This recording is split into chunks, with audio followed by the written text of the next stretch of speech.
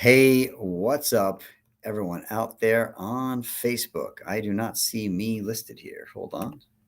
There I am. What's up, everyone?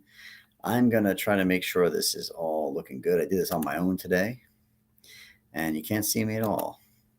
There we go. Boop a doop boo. We're having some technical difficulties today. Screen. Nope, that's not it. I'm hoping y'all can see me. Maybe you can hear me. Either way, we're live. No one's watching, so it can't be the worst thing in the world if I'm not getting this right. Add a scene. I need it for my camera. There we go. Welcome everyone. See, I don't normally do this on a Thursday, so I got it set up a little late, and I didn't have anyone do it for me ahead of time, so I had to do it on my own, and I never used the system by myself. So here we are. So those of you who don't know me, Dr. Jason Pape Groups, your group.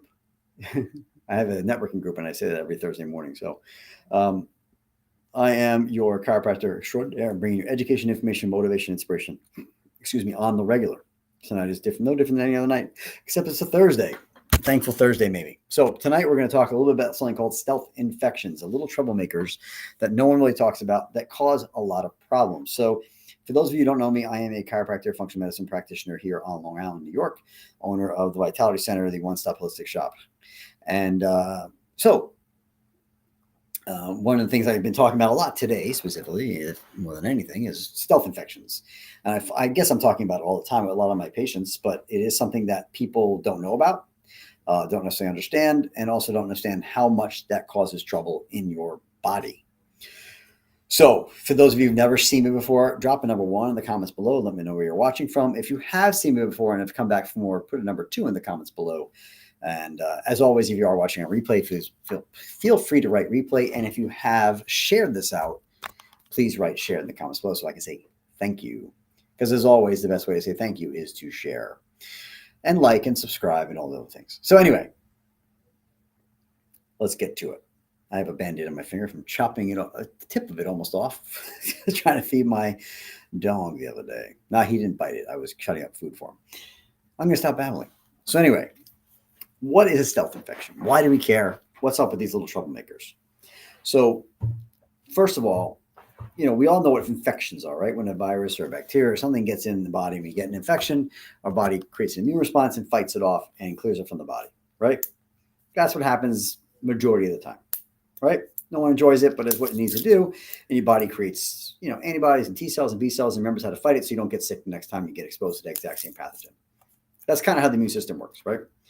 But what stealth infections are is that there are certain viruses that or other things we fight that our body, fights off, if you will, but never fully clears from the system.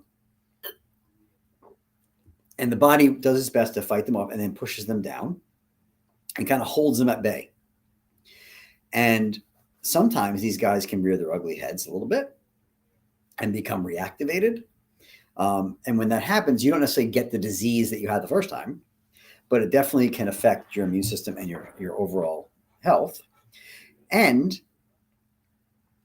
even when that's not the case, the body's working to keep them suppressed and is using resources to do so, which challenges other systems. All right. So understanding those tenets, we're going to go further. So what are examples of these things? Well, all versions of herpes viruses are those things, right? So your herpes simplex 1, your herpes simplex 2, HHV6, even things like your chickenpox, varicella, which is also known as herpes zoster, which also leads to shingles, right? Even EBV falls into that same family a little bit, Epstein-Barr virus.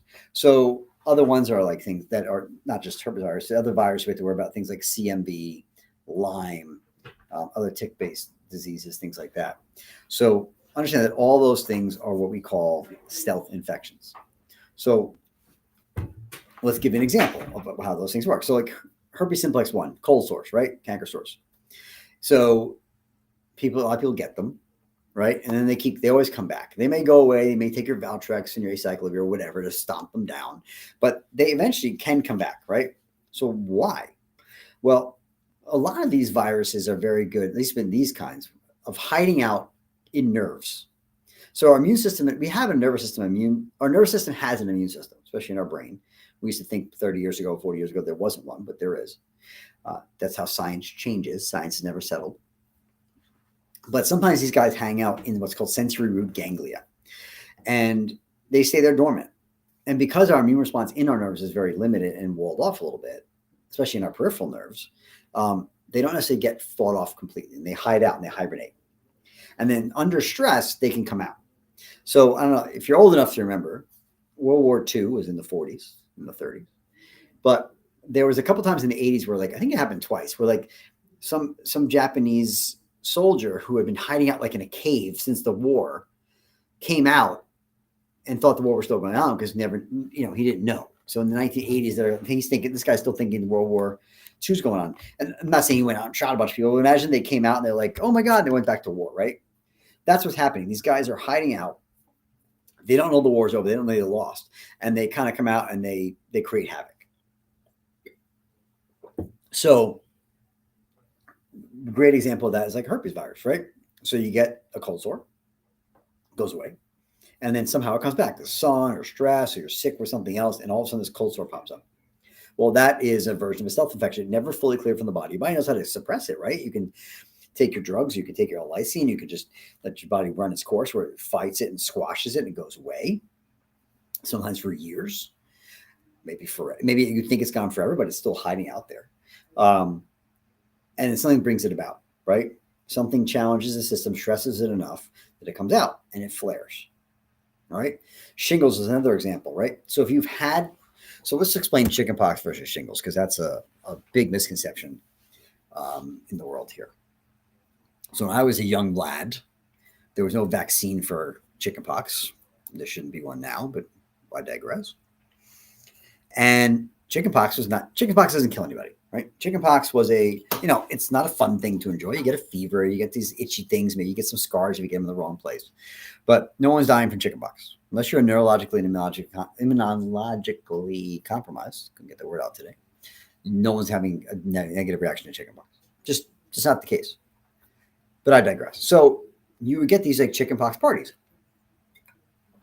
People will bring their kids. Oh, we want to get chickenpox because we want to get them as a kid because it's dangerous as an adult. You'll get shingles. That's what we were told. That's what it was. And that's what it always was.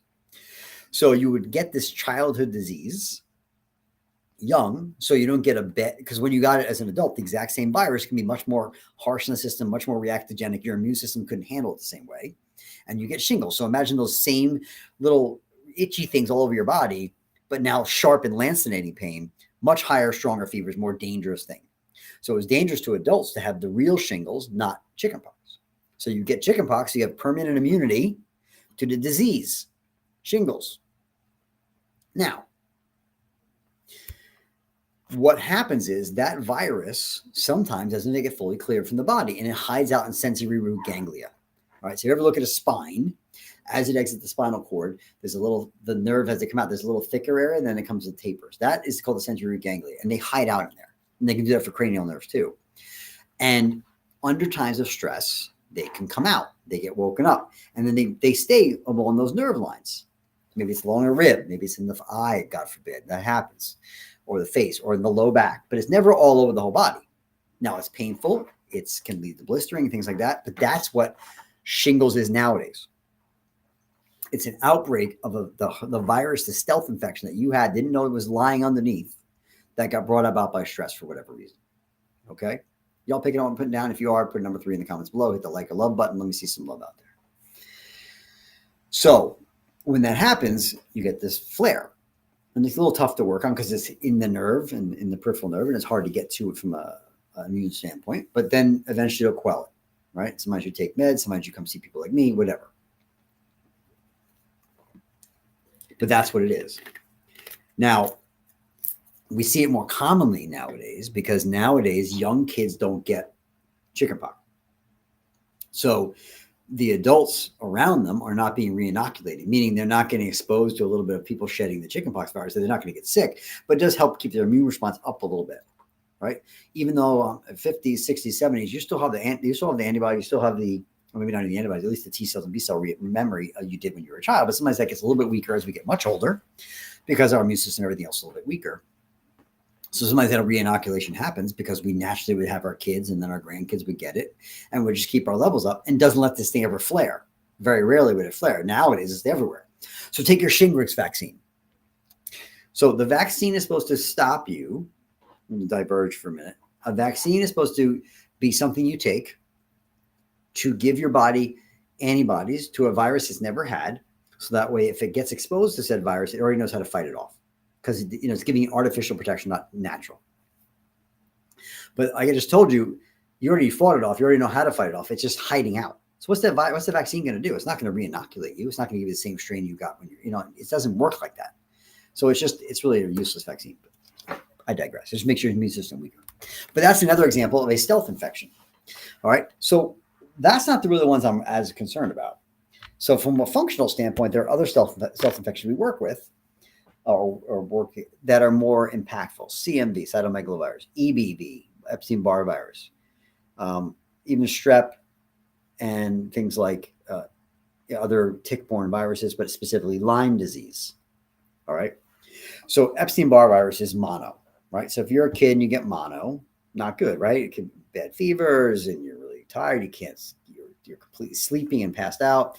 Maybe you get some spleen or liver enlargement negatively. Those are the bad things that can happen, right? But your body fights it off, but it never really clears it. So what's happening is now it's sitting there underneath, hanging out. Sometimes it can get flared up. And when that happens, you can get things like chronic fatigue syndrome, where you're tired, but not tired like you were when you have mono. It doesn't flare up to the point where you're like active mono again.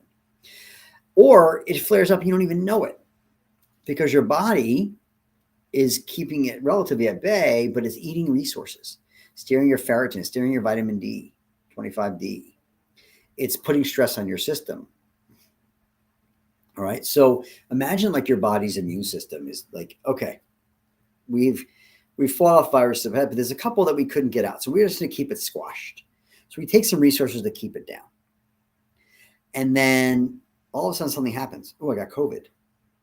Well, I got to fight this thing over here. It's pretty impactful, early COVID. Well, I can't fight this thing anymore. I had to fight it. So this gets far off. It takes a lot of resources. This guy flares up. One of the biggest things we've seen in this community over the last 5 years is that COVID flared a lot of EBV. I actually think COVID maybe we'll get a whole nother conversation. But the fact is it blows up. People's EBV would get flared up. I saw a ton of it in the first couple of years after COVID, that people's EBV would get reactivated. And the literature has shown this. So people have seen it. It's what happens because the body is fighting something here. It can't hold this. Now this thing's flared. You might have symptoms. And the fact is the body has limited resources, right? We won't even get into all the other crap that's going on with our food supply, but we'll talk about that in a minute. But you only have so many resources, right? So the body's like, I got to fight this thing over here and this, but now I got to fight this. My immune system is being taxed because I'm trying to fight off this reactivated Epstein-Barr virus.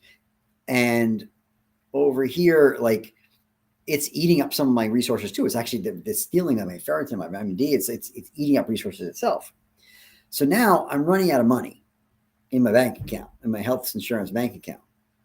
All right. Or a health bank account, my immune bank account, whatever. And now my body's like, well, we need resources. We need to prioritize our resources. Right. So you get some bills. You got your cable bill, you get your electric bill. Both are due. You got enough money to pay one. Which one do you pay? You can write the answers in the comments below.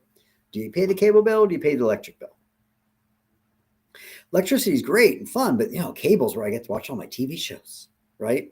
So I really want this. This is the fun stuff, but I got to pay the electric bill. It's kind of important because if I don't pay this, I can't use this either, right? Got to keep the lights on. This is a critical system versus a fun system. Your body goes into conservation mode when it's stressed and when it only has limited resources. It will steal from places that aren't as important, right? Your thyroid your thyroid hormones, T3 specifically, is not as important as your immune system. Okay, your sex hormones are not as important as cortisol. All right, so your body will steal from borrow from Paul to pay Peter, or whatever the heck the saying is. And why is that? Well, it's because what the body's trying to do is it only has so many resources, and we got to take it from important places. So other things start to happen. Our hormones get dysregulated. Our thyroid takes a crap. And now we're gaining weight, thinning our hair, all those things. So it's a cascade. So when we look at people with thyroid issues, and we won't get my whole thyroid, I've talked about thyroid before, most people's thyroid issues are not about a thyroid gland issue. It's about how your body's converting it downstream. And it can go to T3, which is active, or reverse T3, which is not. Reverse T3 is a shorter, less resource-driven route than T3 is. So my body's fighting off EBV and other stress, and I'm overall loaded, right? But my thyroid, I kind of like, I like having my hair. I like having a nice thin body. I like a little extra energy. Well, the body's like, well, you know what, dude? We need some resources over here to fight this disease that could potentially harm us more, right? Fight or flight. And it's like, I shouldn't say that, fight or flight. I should say conservation of resources, immune system's more important, survival, than it is the fun stuff. So the body goes, well, we got to take from here. When that happens, it pushes things more to reverse T3. Reverse T3 goes to the same receptor sites on the cells that T3 goes to with no effect.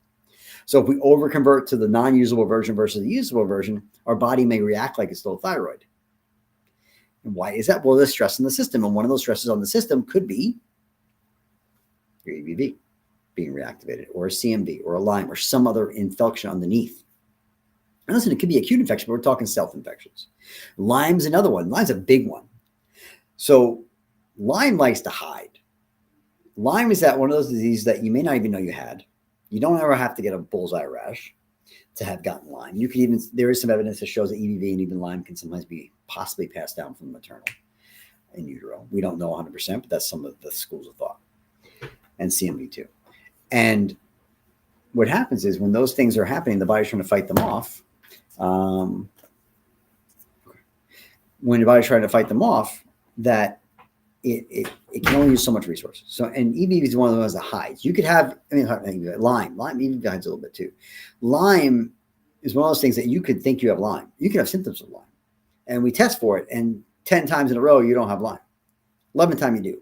Or the parameters are, when you look at Lyme and you look what the CDC in New York State say is considered the bands that you can use. This is what they allow you to look at from the IgG bands. When really, when you look at some of the other testing, there's other bands that could be positive for it. And plus they're saying if you have 5 of those bands or more, you have Lyme. If you have any less, you don't. I've seen enough people with 3 or 4 and other symptoms, and I'm like, I have to treat this like it's Lyme, even though technically it's not 100% Lyme. Right. Same thing if you have the 2 IgM, like the standards, there's I don't want to call them arbitrary, but they're relatively arbitrary standards of what's considered positive. And even then, because you may not even find it, it's a very tricky hiding guy or gal. I don't know how you want to rank it or it. And it hides. It hides in brain, it hides in tissues, and it flares. And these are other stealth infections that are constantly leaking from the bottom, whether you realize it or not. And sometimes you have a couple of them, and then your system where do the resources go? Right. So when I look at these patients from a functional standpoint, your body's cortisol is a really important steroid hormone in the body. In short bursts, you need cortisol because it squashes inflammation. Right. You also need cortisol to help with wake up and circadian rhythms. It helps with blood sugar. Like you need cortisol. But it's supposed to come in little bursts. It's not supposed to be there for long periods of time because over time, cortisol goes from anti-inflammatory to pro-inflammatory. And for too long, then eventually your adrenal glands just get fatigued. And they tank, and then then your body has to use norepinephrine to keep you awake, and now you start getting pressure issues and things like that. Like it's a crazy cycle where you go. But when you talk about cortisol specifically, which comes on a stress of any type, right? Physical, chemical, or emotional, any combination, good, bad, or otherwise, stress is stress. And the body doesn't care if you're getting married, which is a great thing, or someone passed away, or you're ill.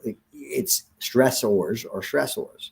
How much in your cup before you hit a level? And these stealth infections sit underneath leaching tissue, leaching resources, stressing a system, constantly putting it under pressure. So the body can't function optimally because they're stealing from other places. One of those places is, like we said, it could be the thyroid. It could be in building muscle. It could be losing weight. Like you want to lose weight. And your body's like, well, I have limited resources. You're not eating healthy food. So I don't have a lot of resources coming from my food. My gut's compromised, so I'm not really absorbing as much as I could because I have dysbiosis and leaky gut, right? And then I have an underlying stealth infection stealing more resources that I'm trying to fight to hold down. But you know what? I'm tired and I want to lose weight, and I'm just gonna go to the gym. I'm gonna go there 5 days a week. and I'm going to kick my butt in the gym. And you're working out, you're doing cardio, nothing's happening. Well, where are these resources going to go? But it's like, well, you want to build muscle and burn fat, but like, dude, we only have so much, and we got to make more of you in general just to survive. You want to make more healthy muscle, and you want to burn fat, but dude, that's an optimal condition. We got to go over here and fight this virus. So now you put more stress in the system, more cortisol going up, and we can't squash the mess. And then you wonder why you're not getting better, you're not losing weight, why you're constantly tired. I do all the things and I can't lose weight. I'm working out 5 days a week and I'm eating barely any food. So you're not getting any resources in. And I'm eating healthy. I have my avocado toast. And I'm like, we can go on and on. But the fact is, you have to build from the ground up. You have to work on the gut, restore that. That can help your immune system. And then you can absorb your food better and you can break it down. You're properly absorbing the things you need to absorb. And now your immune system can actually start doing its job a little better. And maybe stop stealing resources. Maybe take some adaptogens and start supporting stress against the system, right? Mitigate the stress. Rebuild the adrenal glands if it needs it. Give your body the substrate it needs to actually make some sex hormones, right? You want to get pregnant, yet all the other crap's going on, and your hormones are all over the place, and you just came off being on the pill for 6 years. Like, all these things are disruptors. It's not always just about the stealth infection, but it is another thing on the load. So we can't not address them. You can't not look for them because they are constantly a load resource taker. I don't know if I said that right, but resource stealer. How much goes in your cup before you overflow, right? And you can't just look at a couple of things and go, I magically want to be like this. There's a load and you don't even know it's there. And that's why they're called stealth infections. They're hiding out. You don't know they're there and no one's really looking for them. Or if they are, they're making some assumptions based on some testing that's not always the best, right? So like EBV, you could look at EBV and markers and say, this looks like a past, not a reactivated infection. You can't always tell. Sometimes it's reactivated, you don't know because it hides out in places like the liver. CMV, there's only one way to tell if you had a past or not. You really can't tell if it's reactivated, right? Things like that. It's like, there's not enough markers for everything. So my point is, like, you have to have someone who has a little bit of clinical knowledge, a little clinical experience, and just understands the systems and how they all work together. And that's what we do here in the Vitality Center. And I do in my office, and I've been doing all day today, all afternoon. Stealth infection stress. Like, I've just patient after patient today. Stuff I had to find. And I will tell you, I very rarely don't find something. And it doesn't mean, oh, well, you look, everyone's going to have it. Well, they might. To what level is it affecting them is different for everybody. But I got to look for the load. You can't ignore it. And stealth infections are some things that are ignored too much or not understood, I should say, maybe from a traditional medicine allopathic standpoint. And even in our functional community, they're not. I had a patient today who was dealing with some stuff. She was using some lab that does hair testing that talks about nutritionals, right? And they were saying to her, based on some stuff, that her iron was low because she wasn't absorbing it. Okay, fair enough. But then I look underneath and I'm looking at blood work and I'm seeing, well, your iron levels are good, but your ferritin's in the tank. And your 125D is good, but your 125 is in the tank. And you've got all these other stealth infections. Well, they're eating up these things. My thought. And I'm like, well, your hair thing is saying that you have, you're not absorbing your iron. Well, I'm going to tell you, I don't think it's not you're absorbing your iron. I think it's being stolen for other resources to keep things under wrap or by these viruses. At the end of the day, the hair might say the same thing. So you have to understand the bigger picture. And sometimes you only have so many lenses to look through things. I have a lot more lenses than some others do, right? I'm going to look at the blood. I can do all the testing. Hair's great too, but sometimes you need more. And I don't mean more hair. So I hope that's been helpful. Hope you guys understand this stealth infection, what they are, how they work, how they may be affecting things. And make sure your doctor's looking for those. If you need a doctor like mine, here I am. Again, I'm not curing any of these kinds of things. I am looking for things like this that could be contributing and then helping support a system to be more optimal. That's all. I'm not treating your Lyme disease. I'm not treating your EBV. I'm helping you be a healthier person and using some parameters to understand what's going on underneath of where a body may be being taxed and how you may support your system to be more optimal. Make sense? So for those of you who've never seen me before, again, Dr. Jason Pape, feel free to reach out. I'll put some of our, can I put some of my caption stuff up here? I didn't put any of my stuff up today. I'm very remiss. So if you want to learn more about us and how to follow us, bang, boop, right there. Click on that. In fact, what I'll do down below is I'll put put my ticker on there with all our social stuff. Why is it not coming up? Why is it not showing? Oh, there we go. There's our ticker. And then I'll put some other stuff up here so y'all can see all that too. I think that's good. So follow us on any of these things here on our Twitter or Instagram or Facebook, YouTube. Hope you're watching on YouTube or Facebook right now. Instagram, Twitter, X, TikTok, whatever. If you'd like to learn more about us and how to contact us, feel free to, where am I? I can never find all these things in here. Here's our contact information. I am Dr. Jason Pape, and I am the owner of the Vitality Center, the one-stop holistic shop, the only one like it's in its kind around right here in Hopwater, Long Island, right off the highways, easy to find, easy to get to. And if you can't get to us directly, we even do virtual work for this functional stuff. So reach out, drop us a line, let us know you're watching. And as always, if you found this valuable, please write value in the comments below. If this is on replay, you can feel free to watch replay. And as always, share this out. Put it on our page, private message group, and post whatever. That's how you say thank you, and we appreciate it. So with that, I will bid you all adieu and a good night. And I am